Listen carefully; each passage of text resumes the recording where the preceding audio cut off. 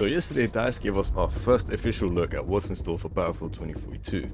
So to start things off, Hazard Zone is not a typical BR mode that we would find in games like Apex Legends or Warzone. It's more of an extraction game mode that is similar to titles like Escape from Tarkov. The way it works is that you and your friends will be working as an elite task force assigned to retrieve special data drives. You have to locate, gather and extract from the area before a storm kicks in and turns the place into a no-fly zone. As it currently stands, PC, PS5, Xbox Series X and S will all hold 32 players, meanwhile PS4 and Xbox One will hold 24. Now, once you're locked in and ready to go, you'll be put into a mission briefing screen where you'll have an overview of your tasks. This will allow you to see the map, find out what the data drives are, and make a plan. Another thing displayed on the screen would be the locations of uplinks, and uplinks are basically spots on the map that will allow you to go and call in vehicles and other goods. Squads are made up of 4 players. Each player picks up a specialist, but you can only have one of each type on the team. I'm guessing that you'd have to take into consideration things like what map you're playing and pretty much just experiment with what works best given the situation that you're in. They also tell us about the introduction of something new called Dark Market Coins, or for short DMC. Now, this is a currency that is only attainable while playing Hazard Zone and will allow you to purchase different weapons and equipment, and alongside that you'll also be able to buy tactical upgrades that can drastically change chances of survival while in the Hazard Zone. There are 15 to be exact, and I'll leave them up on the screen now so you can have a look. You'll be able to earn DMC from extracting, and you'll get bonuses based on in-game actions such as killing people, the amounts of data drives extracted, and I'm sure there's plenty more that we'll find out in the near future. Now we move on to Insertion. After you deploy on the landing zone, you use a scanner unique to the Hazard Zone to search for the downed capsules containing the data drive. You need to be cautious though, because not only will other players be trying to get the drives too, but AI can also be found around the crash sites on the map.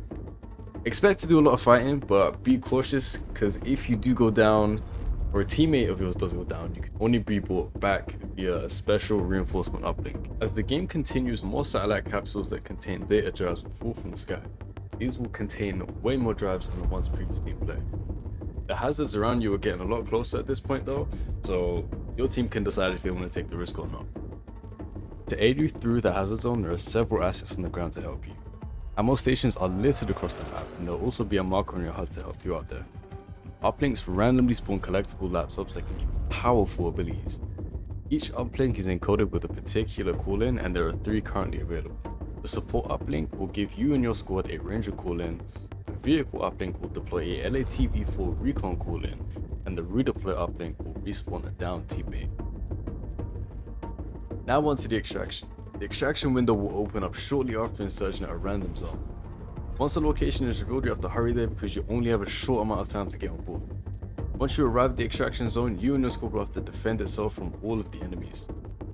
Once the first extraction is complete, the storm gets pretty bad, making the map way more dangerous, and to make things worse, now you only have one chance to extract.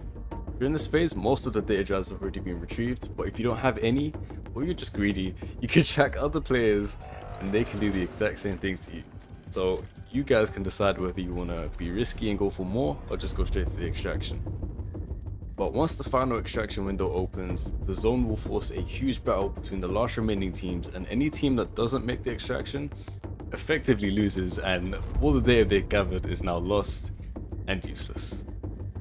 The more data drives you gather in a massive Hazard Zone, the more XP you gain for your overall level and battle pass.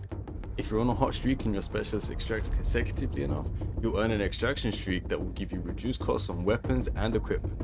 But if you die, those benefits won't return until you get another streak, so do be careful.